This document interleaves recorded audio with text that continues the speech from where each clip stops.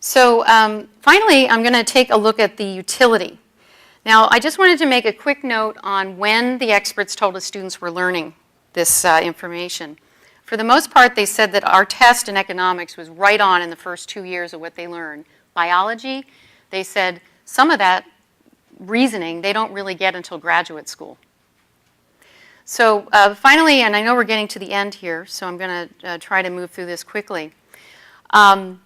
We really wanted to hit, as I said, the sweet spot. We wanted to make sure you could be measuring foundational knowledge as well as knowledge that you need and can use in your everyday life. And these two characteristics are represented in these bars. The blue and the red represent foundational knowledge. And you see how they're moving over to your left side?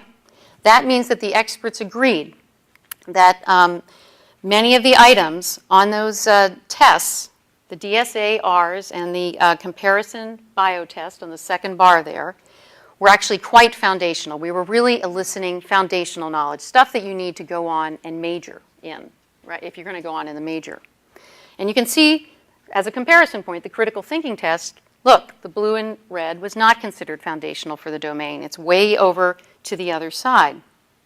So let's turn now to the everyday knowledge and interpreting the news, which is the green and the gold. Our test, the experts thought, were eliciting, they were giving people an opportunity to apply the knowledge in that kind of way, in a relevant way to their real lives. Whereas you look at the comparison biology test and look how they disagreed. These items are really strictly about school. They're not going to be relevant to what you need in everyday life. Whereas again, look at the critical thinking test.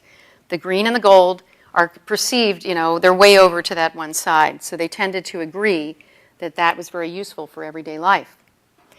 So again, it took me some time to explain that. I just wanted to quickly show you, to wrap up here, that in economics, once again, economics, the comparison test was doing a pretty good job with respect to that yellow bar of interpreting the news.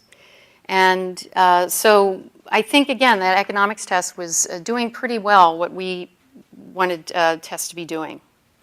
So I think we're running a bit short on time, and I think what I'm going to do is move forward here and simply tell you that when we did think aloud analyses, and I'm sensing some frustration up here, but I just wanted to say that we did some think aloud analyses, and we had the experts then come in and look at, we transcribed what the students were saying as they were solving our tests, and they then, we recorded that, we transcribed it, and then we had experts come in and rate what was going on as the students were answering the questions. And essentially what we found is that first of all, we were looking at college sophomores who had A's. And we found that for the most part, they weren't getting a lot of our biology questions right. That's what the green means. They were getting them wrong. The economics, they were doing a better job. And these aren't experts, not true experts. But the one thing I wanted to point out here, what you're seeing on these bars is our different item types. And the ones that are blue, and on the sort of the your left side, are the real declarative items. And what you're seeing in that blue bar is that we elicited that kind of reasoning and knowledge. That's what they were doing. Declarative items measured and elicited declarative knowledge. And our other item types, you see the red, that means we were eliciting more complex kind of reasoning and knowledge. And that was based on the ratings of the reviewers. So, and the reasoning, the turquoise there is basically model-based reasoning. That means they're actually applying this network of ideas, and you can see it happening across our items. So with that, I think what I will briefly mention is some of the things we wanted to do in the future. Mainly, one of the things that we think we can do is we have a nice architecture for developing better multiple choice items. And the reason we would probably go that direction is because that's what teachers want.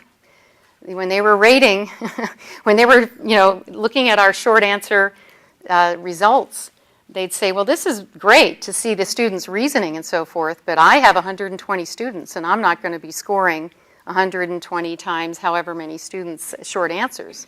So if you can take the architecture and put it into making better multiple choice items, that's great.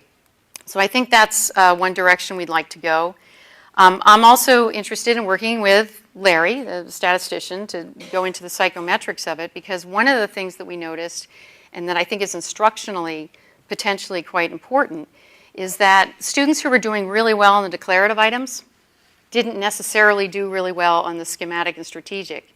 In fact, sometimes you might not have done very well in declarative, and you still were doing applied reasoning quite well.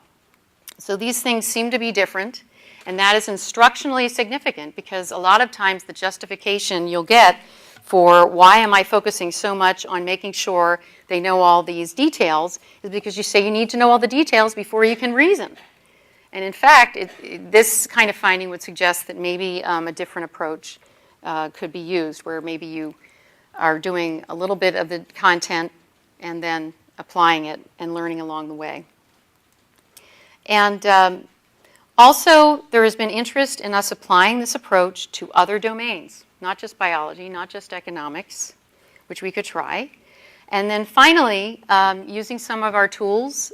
We had wonderful discussions with the faculty who helped us design these, and all of them found it very sort of eye-opening. And I mean, I just thought it was a lot of fun, and it would be great to take this out with other faculty so they could sharpen their own assessment development. So with that, I will close the talk and thank you for your attention and open it up for discussion.